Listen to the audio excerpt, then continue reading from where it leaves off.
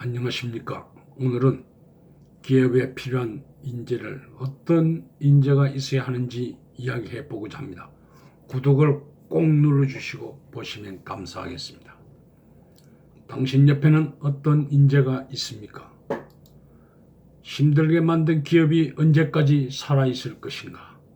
온실속과 같은 인재와 잡초와 같은 인재들, 직원들 중에 누군가 옥상에서 뛰어내리겠다고 하면 누가 달려갈 것 같습니까? 위기 상황을 어떻게 대응할 것인가 한번 생각해 봐야 합니다. 힘들게 창업했던 회사가 세계 경제의 불황으로 어려움에 처해지거나 수익이 발생하지 않을 수도 있는 환경이 되었습니다. 기업에 도움 안 될 인재도 함께 가야 합니까? 기업의 장래 성장이나 침체를 결정짓는 것은 기업에 근무하고 있는 인적 자원들에 의해서 성장이나 침체를 가져온다는 것입니다. 최고의 실력을 갖춘 인재를 채용했을 때 몇 년 후부터 회사의 경영에 직간접적으로 영향을 끼칠 수 있기 때문입니다. 회사에 유능한 인재를 채용한다는 것은 회사의 생존이 걸린 대단히 중요한 일입니다. 당신의 회사를 성장시켜줄 좋은 인재를 어떻게 찾을 것입니까? 우수한 인재는 어떤 사람일까요? 어제의 채용 기법은 내일 기업이 수익이 저조하거나 기업이 침체되는 이유도 될 수 있을 것입니다. 국내외 경제 환경의 탓도 있겠지만 기업이 인재 선별을 잘못할 수도 그 원인이 될 수도 있기 때문입니다. 유능한 인재를 채용하고 고용하면서 훈련시키면서 성과를 창출하다가 실적이 좋지 않으면 매년 구조조정 대상이 되거나 새로운 인재를 채용하는 과정이 반복되면서 시간과 비용을 허비하고 있습니다. 복지와 급료도 좋은데도 이직을 하는 인재들을 오래 근무하게 하는 방법은 기업에 가장 적합한 인재를 채용하는 것이 중요합니다.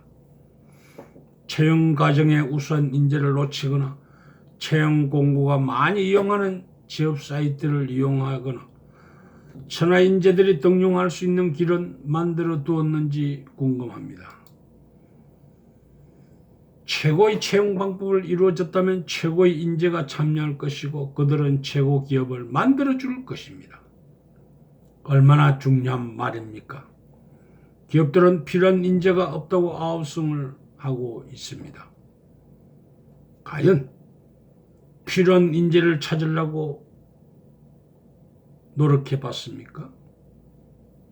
취업난이 심각한 사회 문제가 되었으며 대학 졸업생들이 취업하고 싶다고 외치는 자신들이 찾는 일자리는 없어서 도서관이나 공무원 진로학원을 전전하고 있는 실정입니다.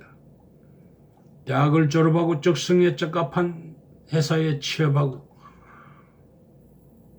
싶어도 취업이 어렵다고 말하지만 회사도 원하는 인재는 찾아오지 않는다고 말들 많이 했습니다. 높은 스펙을 요구하고 보유한 학벌을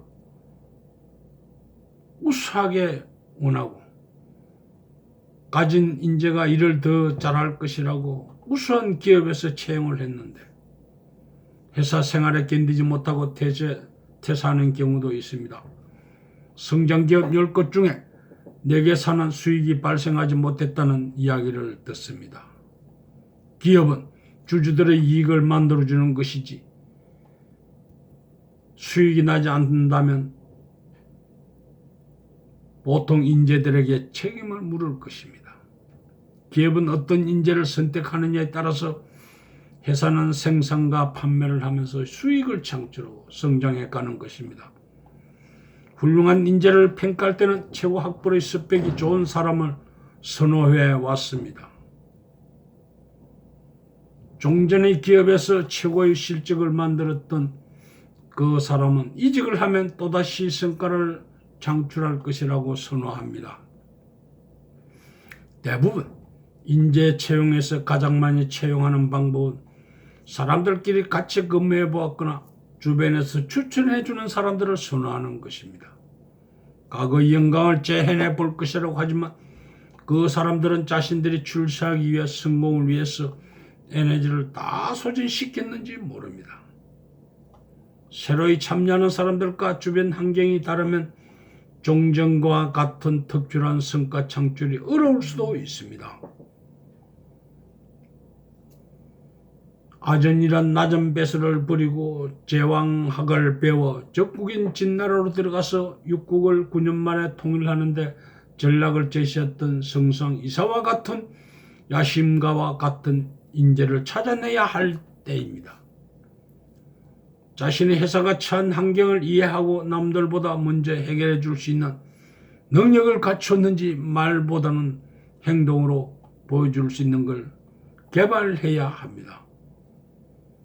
인류 기업들도 하지 않던 새로운 인재 감별법을 찾아야 새로운 환경에 적응할 것입니다. 면접관이 직접 면접인들에게 다가가서 일일이 악수하면서 자신의 성명을 먼저 말하면서 상대의 순간 반응을, 자신감을, 당당함을 볼 수 있는 것도 면접 방법입니다. 면접관들이 앉은 자리로 불청객이 불시에 달려들어 불만을 심하게 토론할 때 앞에 앉은 면접생들이 어떤 반응을 보이고 어떻게 대응하는지 평가의 방법이 될지도 모릅니다.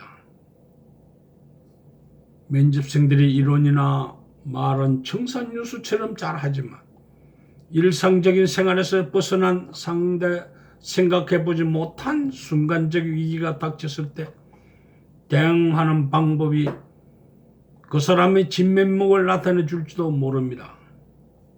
위기에서 벗어나는 방법은 위기 속에 마냥 기다려서도 안 됩니다. 열차처럼 마냥 달려서도 안 됩니다. 차분하게 대응해야 합니다. 인공지능이 찾아올 시대는 접근법도 달라야 할 때입니다. 조그마한 인테리어, 조그마한 수리 비용까지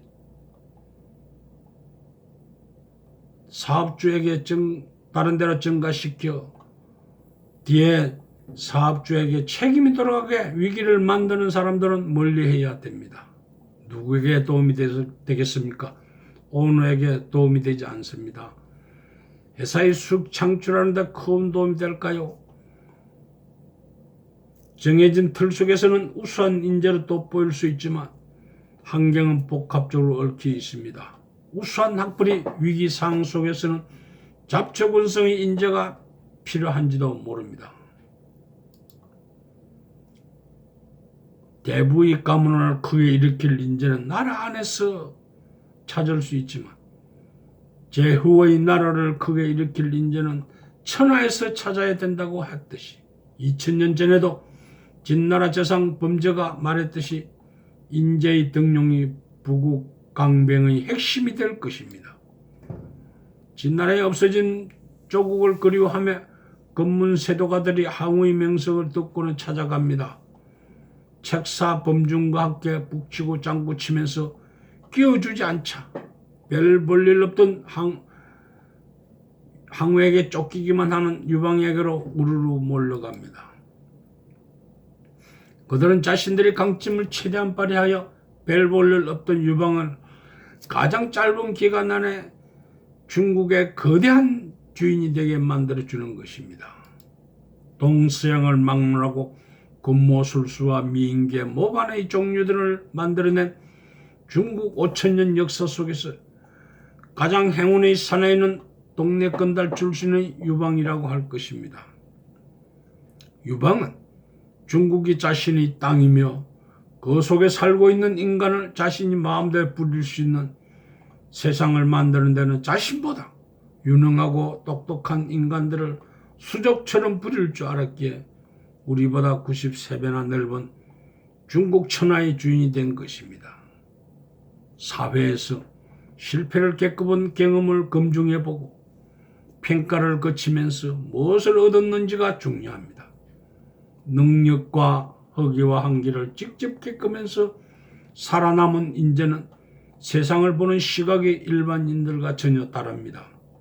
이런 인재가 단절된 일본의 보복 조치를 해결하는데 프로 기질을 발휘하여 도움을 줄 것이라고 봅니다.